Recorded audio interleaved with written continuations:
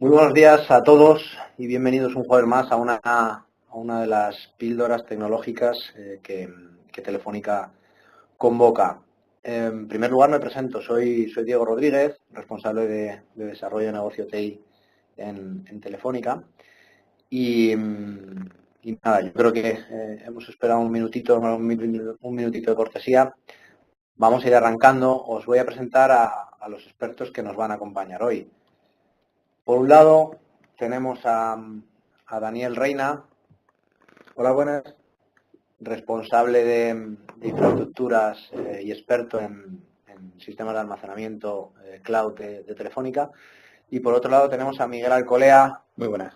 Que es nuestro responsable en materia de ciberseguridad, bueno, pues nos va a hablar un poquito en esta sesión sobre las amenazas o la amenaza que supone en el entorno empresarial el ransomware y poco a poco lo iremos ligando de la mano de Dani de cómo podemos solucionarlo de la mano de Telefónica con soluciones quizá no tan novedosas o no tan comentadas últimamente, más tradicionales, pero que veremos en la sesión de hoy que realmente nos pueden ayudar a resolver el problema.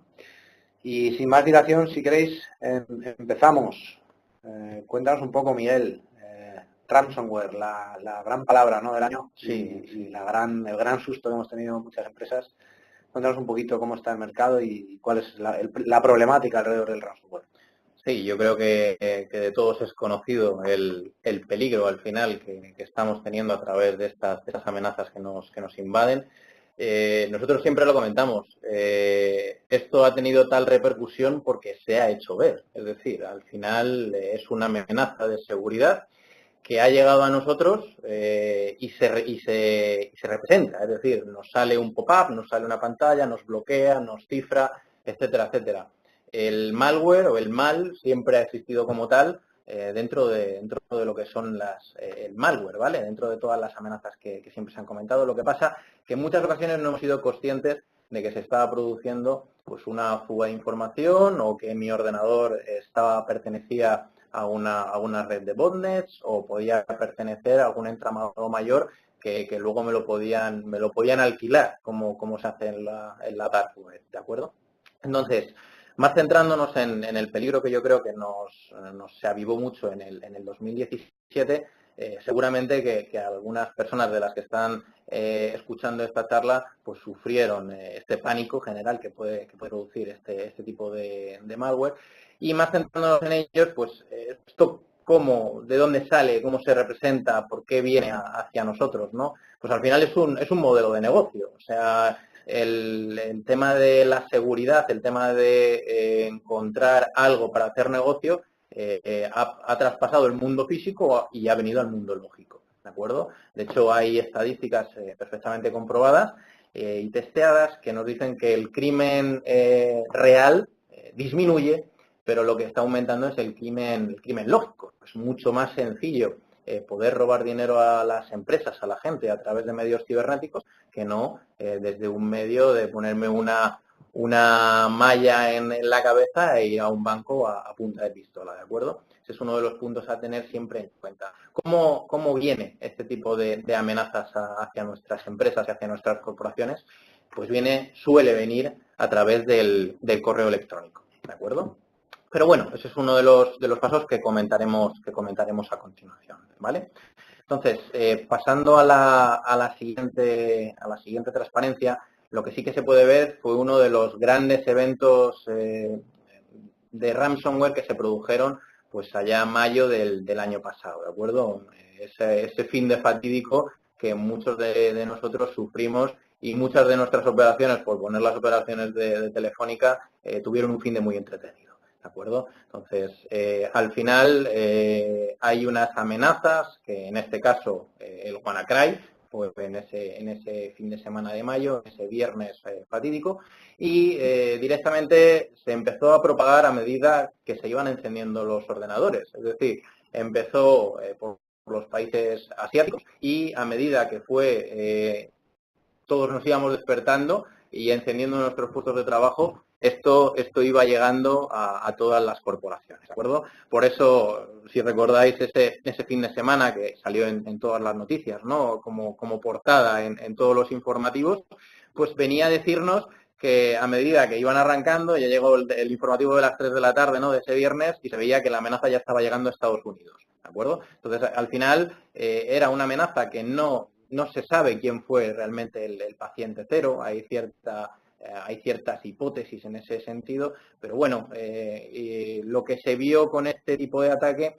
fue que no era por dinero, al fin y al cabo. Es decir, fue un ataque que afectó a multitud de empresas internacionalmente y que no había rescate posible, ¿vale? Por mucho que nosotros hiciéramos un ingreso de los 300, 600 dólares en Bitcoin que suele pedir este tipo de malware, no había ningún tipo de posibilidad de recuperar esos archivos, ¿de acuerdo?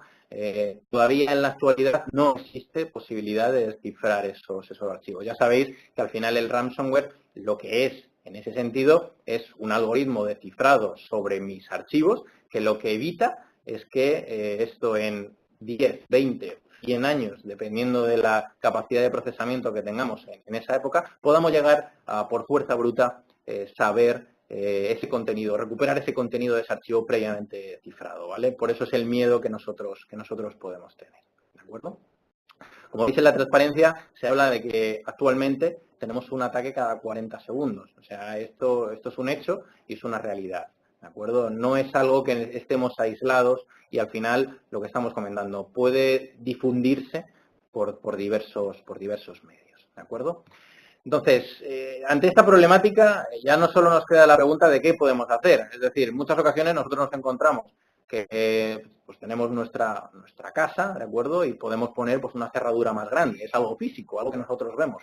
Pero en muchas ocasiones no nos somos conscientes de que tenemos la puerta de la casa entreabierta y que puede entrar en cualquier momento un malware que me pueda robar, me pueda cifrar o podamos tener una fuga de información importante, que otro tema ya que seguro que os sonará a muchos a todos los que estáis detrás, el nuevo reglamento europeo también nos acecha en ese sentido en muy corto plazo, ¿vale? La famosa RGPD. Exactamente, la famosa RGPD. Yo creo que aquí todos somos conscientes de que el tema de la protección de datos se ha puesto muy serio. España, dentro de esa Unión Europea, era uno de los países, para que nos demos cuenta, que mejor tenía la LOPD, pero que menor seguimiento hacía en ese sentido. Entonces, ahora lo que se busca es que tengamos un control de toda esta información que manejamos en nuestra organización, ¿de acuerdo? Entonces, volviendo un poco al tema de qué podemos hacer o qué tipo de protecciones nos encontramos ante el ransomware, pues siempre surgen diversas opciones, ¿no? Como normalmente pasa ante una problemática, ¿no? Digamos, como podéis ver ahí en la slide, ¿no? Hay protecciones que pueden estar basadas en red. Los firewalls, sistemas de detección de firmas en red, etcétera, etcétera, pueden protegernos de parte de estas amenazas que se tienen. Pero sí que es cierto que esto no es una medida 100% segura. De hecho, lo vemos con el tema del WannaCry o del NotPetya que se produjo el año pasado. Es decir, no sé si conocéis el caso, por ejemplo, de la farmacéutica Merck, que al final Merck pues, perdió 350 millones de dólares al trimestre por esta infección de NotPetya que se produjo el año pasado, ¿de acuerdo? O sea, una infección muy importante que Merck, imaginaros, una farmacéutica, el dinero en seguridad que se gasta, ¿de acuerdo? Es decir, todo lo que tenemos que hacer es intentar reducir el vector de posibilidades, el estadístico, para que nuestra organización pueda estar cada vez más seguro. Pero no podemos focalizar o centralizar todas mis medidas de seguridad en un único entorno. No, eso no va a ser posible en muchas de las ocasiones que nos vaya a salvar, ¿de acuerdo? Por otro lado, tenemos lo que se comentan son los antivirus tradicionales, ¿vale? Ya sabéis que los antivirus tradicionales están basados en firmas y en muchas ocasiones este malware novedoso, día cero en muchos sentidos, el antivirus no lo va a poder detectar hasta cierto tiempo posteriormente, ¿vale? Entonces, ahí obviamente si damos gracias que no somos los afectados, pues en las primeras 5 o 6 horas, podemos llegar a tener suerte si nuestro antivirus se puede actualizar en ese momento teniendo una firma y poder volcar esa información para que no nos puedan infectar. Pero hay un riesgo muy evidente de que esto nos pueda afectar, ¿vale? Por otro lado, otra de las posibilidades pues, es la formación a usuarios, y es una de las cosas que siempre tiene que existir, pero de todos es conocido que las formaciones, muchas y más en temas de seguridad, muchas veces se ven como un estorbo en muchas ocasiones, ¿no? Es como, no, tranquilo que yo no voy a pinchar aquí o yo no voy a pinchar allá, seguro que no me voy a infectar. Yo, por experiencia, sí que os digo que estas formaciones sí son útiles de cara a, por lo menos, que el usuario tenga una pregunta. Es decir, no todo lo que me llega al correo es bueno. Por lo tanto, si tengo alguna duda, voy a preguntar a mi equipo de TI, ¿de acuerdo? Para que me resuelvan si esta problemática, si este correo que acabo de recibir puede ser un correo maligno o no, ¿de acuerdo? Y luego, por otro lado, está el tema de los parcheos, o el parcheado, ¿de acuerdo? Siempre tenemos que tener un parcheado. Sabéis que hay soluciones de seguridad incluso para que nosotros tengamos mi planta de activos, saber si tiene alguna vulnerabilidad. Volvemos a lo mismo. Yo en estos años de experiencia que nos asesoran, al fin y al cabo vemos un poco de todo. Y vemos un poco de todo de servidores que incluso llevan negocios esenciales de la empresa que no están actualizados si no tienen esos parcheos bien configurados, ¿de acuerdo? Y por último, pues nos encontramos con el tema de los backups, que siempre ha sido una de las medidas anti-ransomware. O sea, siempre ha estado ahí. Obviamente, el mercado ante una problemática va evolucionando con nuevas medidas de seguridad, pero en esta cuestión es uno de los temas más importantes a tener en cuenta. Es decir, tenemos que tener una buena política de backup y unos buenos sistemas de backup. También es cierto que hay cierto malware, al fin y al cabo, ya un malware mucho más inteligente, que puede incluso descubrir esas particiones o esas derivaciones a backups, esas copias de seguridad y inteligentemente empezar a cifrar por esos backups, ¿de acuerdo? Pero sí que es cierto que si tenemos unos buenos sistemas de backups, no unos sistemas rudimentarios en este sentido, podemos evitar esta propagación y que estas copias de seguridad nos ayuden de cara a salvarnos en ese momento. ¿De acuerdo? Y aquí es donde viene el meollo, ¿verdad? Porque la idea de este webinar surgió en una mesa redonda en la que estamos participando Dani, Miguel y yo, y hablando de estos temas, pues claro, había confrontación, ¿no? Entre Miguel de seguridad y Dani como experto en sistemas de almacenamiento, porque hasta qué punto podemos cubrir con soluciones de backup o de sincronización, como veremos ahora, pues ese agujero de seguridad, esa brecha que nos comentaba Miguel. Entonces, si os parece, Dani, cuéntanos un poco cómo pueden los backups o qué hay que tener en cuenta a la hora de utilizar sistemas de almacenamiento centralizados, compartidos en la nube, como queramos llamarlos, para tratar de hacer frente a estas amenazas de ransomware. Bueno, el tema de backup o almacenamiento es bastante, discuten, puede chocar bastante, ¿no? Uno u otro. ¿Qué fue antes, el huevo o la gallina? No sabríamos exactamente qué complementa a quién con las nuevas tecnologías de almacenamiento que hay hoy en día. Yo creo que puede ser complementario utilizar un software de backup apoyado sobre un repositorio de almacenamiento, concretamente en estos casos que vamos a ver ahora mismo sobre temas de almacenamiento en NAS. Es como que la línea entre el backup, el repositorio, el archivado, pues cada vez es más difusa, ¿no? Y con la evolución que está habiendo de las tecnologías de disco, yo creo que antes lo teníamos claro, ¿no? Era a cinta el backup, a disco todo lo que es almacenamiento, pero cada vez esa línea es más difusa. Sí, eso facilita también, el que sea más difuso también lo facilita el que el coste del backup concretamente ha bajado mucho. Antes está claro que nunca va a llegar al precio de la cinta, pero cuando mapeamos las funcionalidades del backup en disco frente a una cinta versus costes, empieza ya a ser rentable y a compensar a muchísimas empresas. Muy bien, y cuéntanos qué soluciones, desde tu punto de vista como experto, podríamos tener en los sistemas de almacenamiento actuales para que cualquier empresa, cualquier administración pública en España pues pueda hacer frente a esta amenaza de ransomware que decía Miguel. Bueno, nosotros vamos a contar aquí un servicio, ¿no?, que se llama NAS Remoto. Es un servicio que históricamente nos lo habían demandado mucho los clientes. Lo que pasa que hace de 5 años para atrás o 4 años para atrás no era posible este servicio. ¿Y por qué no era posible tenerlo hoy en día? Por el tema de las comunicaciones no era posible. Hoy en día, con las tiradas de fibra que ha facilitado y el despliegue tan grande y masivo que tenemos, ha facilitado el poder llegar a muchos sitios, y las comunicaciones al ir por fibra, lógicamente, el problema de la latencia, que es el problema grave que influye aquí, tiene un impacto mínimo. Es decir, estamos alcanzando latencia por debajo de 10 milisegundos de zona de Levante, capitales de Levante contra Madrid, que dan unos tiempos bastante buenos.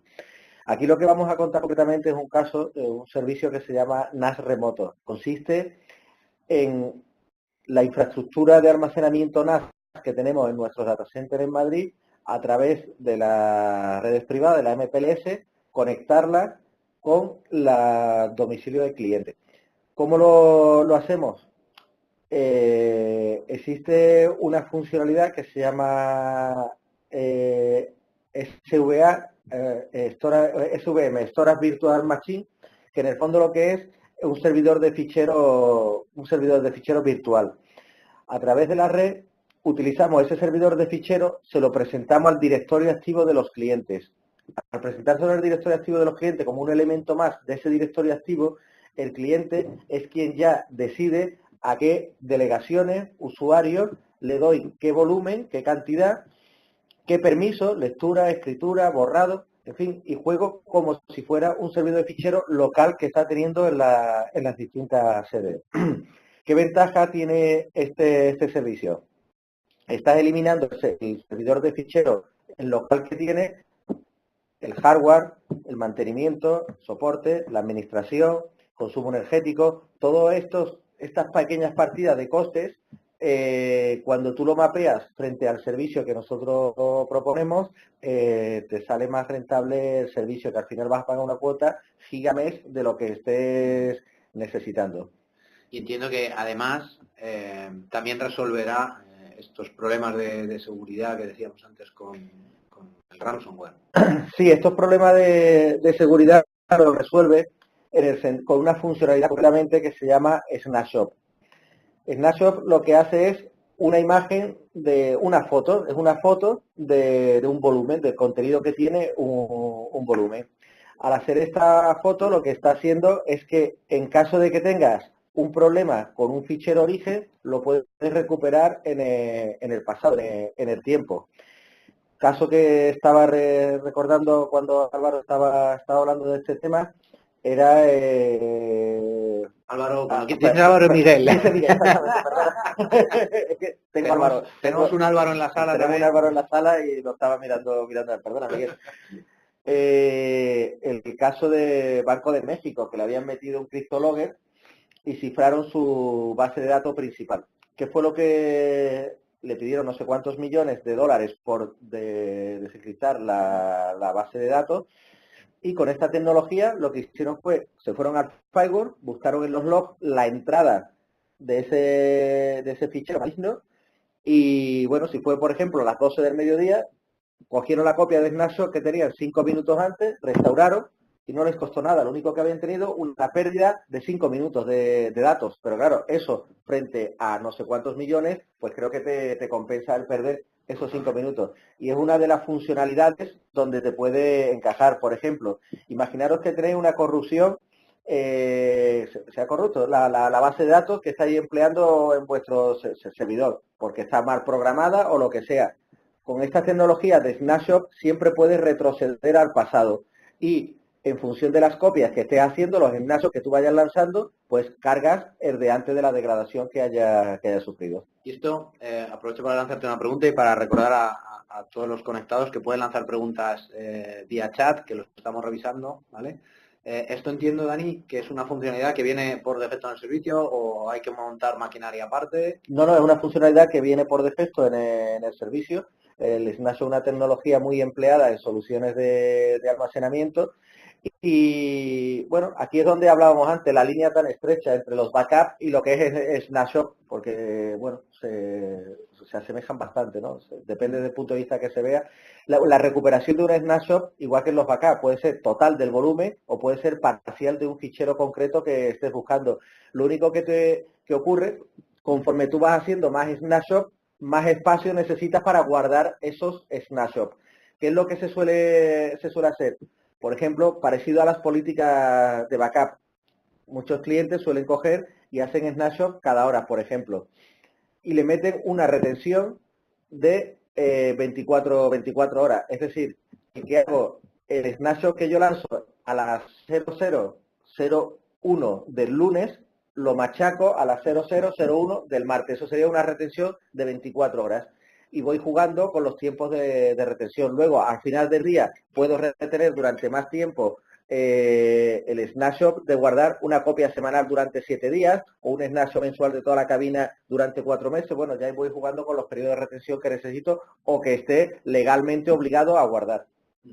Y veo en la documentación que nos traes que pone que es compatible o complementable vía backup. Sí, bueno, lo que ocurre es que el snapshot puede ser, o sea, el NAS remoto, al final es un volumen, un repositorio que tienes disponible que lo puedes complementar como un repositorio de los backups que estás utilizando. Perdón, había visto, sí, creo que había una pregunta. Una pregunta ¿sí? Aquí había salido, sí. A ver, un segundito, vamos a ver. Recuerdo que podéis lanzar las preguntas que tengáis vía chat, ya las estamos viendo, ¿vale? Para ir resolviéndolas poco a poco. Preguntan, perdonad, si el sistema NAS remoto solo es compatible con NetApp o es compatible con el resto de fabricantes. NAS remoto es compatible con cualquier fabricante, no solamente tiene por qué ser con NetApp. Nosotros lo que pasa es que la tecnología que empleamos para ofrecer NAS remoto es tecnología basada en NetApp, pero es compatible con cualquier fabricante. Claro, porque aquí entiendo que igual hay dos escenarios que se están o que están pudiendo generar la duda. El servicio NAS remoto es un servicio en el que tenemos ese almacenamiento, como decía Dani, centralizado en un data center y simplemente desde las distintas sedes nos mapeamos a él o nos conectamos a él. Y luego podríamos tener una opción, entiendo Dani, que es tener una cabina en cada delegación o en X delegaciones y conectarlas contra nuestro servicio. Ahí entiendo que sí que por el hecho de que la cabina de origen sea NetApp, pues tenemos algún tipo de ventaja técnica o algún tipo de mejora en cuanto a la solución, que puedan sincronizarse las cabinas NetApp entre ellas. Sí, efectivamente, pero ahí ya lo que estamos hablando es de una sincronización de los snapshots que hace de la cabina origen con el repositorio que nosotros podemos tener en destino, a no ser que utilices tecnología de virtualización de almacenamiento. Y preguntan también por aquí si la conexión contra NAS remoto tiene que ser a través de túneles, a través de VPN. Sí, totalmente. De hecho, es uno de los puntos fuertes y a nivel de seguridad de los elementos a destacar que las comunicaciones no sean públicas, sino son todo comunicaciones privadas. Entiendo que esto desde el punto de vista de seguridad, Miguel, también mejora, sí, ¿no? La cosa. Sí, totalmente. Toda la comunicación privada que podamos hacer entre nuestra seguridad, obviamente que... Perdón. No. Toda la comunicación al final que podamos hacer a través de redes privadas, obviamente va a ser mucho mejor. Es decir, evitar los man in the middle que llamamos, que nos puedan leer, en este caso, toda esta información que estamos transmitiendo, pues es clave de cara a la seguridad.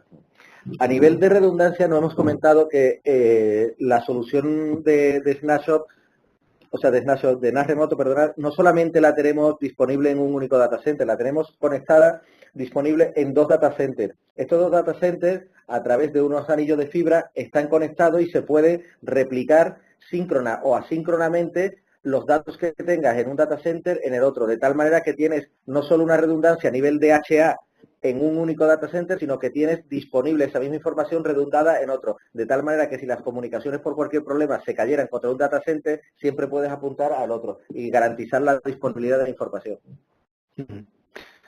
Vale, nos lanza una pregunta más, ¿vale? Va muy rápido las preguntas, perdonad. Un terabyte de datos, ¿cuánto ocupa en un snapshot? habría que ver el nivel de compresión que podemos aplicar. Si quieres nos puedes mandar un mail y te lo detallamos. Vale, y depende, imagino, también de la tasa de rotación de los ficheros. Claro, para asemejarlo al backup, el incremental Vale. que estás teniendo. Vale. Nos lanzamos una pregunta.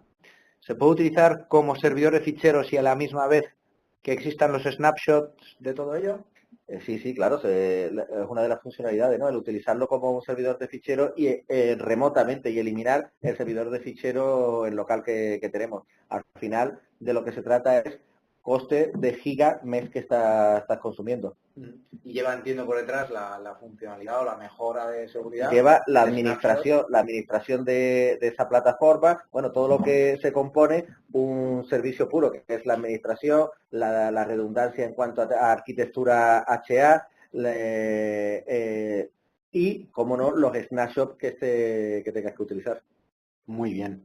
Me preguntan también cuál es la frecuencia de los snapshots, de los snapshots por defecto. Es totalmente configurable y es el cliente quien nos indica con qué frecuencia quiere utilizarlo. Hay clientes que le vale una vez al día y otros clientes que por casuísticas suyas propias lo puede utilizar durante 5 minutos, 10 minutos. Al final de lo que se trata es, necesitas reservar un espacio para ir guardando esas imágenes y tener controlado el periodo de retención de esos snapshots. Muy bien.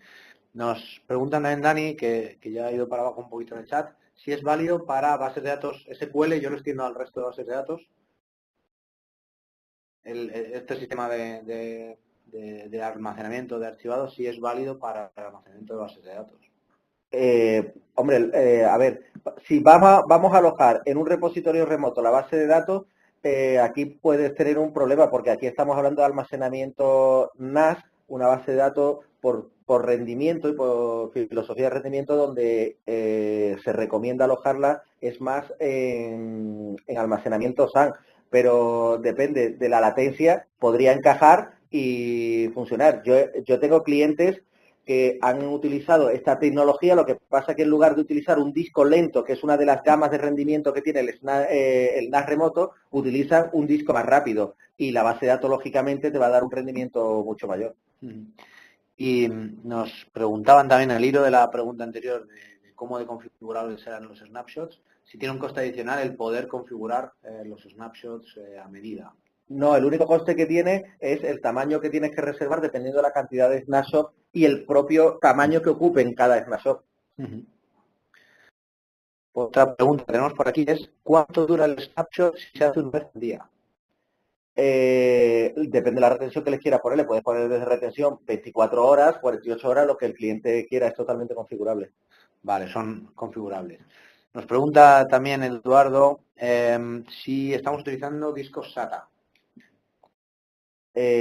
No, son discos SAS los que empleamos en las cabinas. Vale. Discos SAS, y hay en las gamas rápidas discos de estado sólido, SSD. Vale. Pues de momento parece que no hay más preguntas. Vamos a ir concluyendo porque nos queda un minutito de webinar. Simplemente recordar que agradeceros a los dos, a Miguel y a Daniel, el haber estado este ratito con nosotros, y recordaros que todos los servicios de almacenamiento que ponemos a vuestra disposición en Telefónica, como veis en pantalla, pues tratan de hacer lo que nosotros consideramos que es útil a día de hoy, que es que vosotros podáis centraros en transformar los datos en información, en valor. Para ello, pues intentamos encargarnos nosotros de aspectos del día a día tecnológicamente hablando que quizá no os aporten tanto valor a vosotros, para que vosotros podáis dedicaros a sacarle partido a vuestra información. ¿Cómo? Pues dando servicios gestionados, todos ellos con acuerdos de nivel de servicio de lectura-escritura de disco por contrato, minimizando las inversiones. El servicio que hemos visto hoy, como bien decía Dani antes, no implica ningún tipo de inversión, es un servicio puro y cumpliendo, por un lado, normativa, tanto Esquema Nacional de Seguridad como LOPD / RGPD, como decía antes Miguel, garantizando la seguridad de todo lo que hacemos desde la base, desde nuestros certificados Tier 4 hasta la seguridad lógica y procedimental que tenemos en cada servicio. Y por último, garantizando el rendimiento, como bien decía Dani, teniendo a vuestra disposición o poniendo a vuestra disposición diferentes gamas de disco en función de vuestras necesidades. Y para terminar, todo es en pago por uso, en función de lo que vayas necesitando, en función de las necesidades que tengas, puedes ir incrementando e incluso decrementando. Y sin tener sorpresa del tráfico que te descarga. Barra libre. Eso también es interesante, ¿verdad? El poder tener un ancho de banda reservado para ti y no estar mirando el céntimo que te cuesta el trasiego de datos a través de los canales. Muy bien, pues oye, muchísimas gracias a todos. Perdona, mira, había una última pregunta. ¿El acceso a un fichero de ofimática es transparente para el usuario a nivel de latencias? Sí, totalmente. Los usuarios, ya os digo, casos que tenemos de empresa en Levante contra Madrid, para los usuarios totalmente transparente donde esté, es que no lo nota. Muy bien. Pues insisto, muchísimas gracias Miguel, Dani, por acompañarnos, Álvaro, al que no habéis visto, que también está en la sala, y gracias a todos por haberos conectado. Esperamos que pasáis un feliz jueves.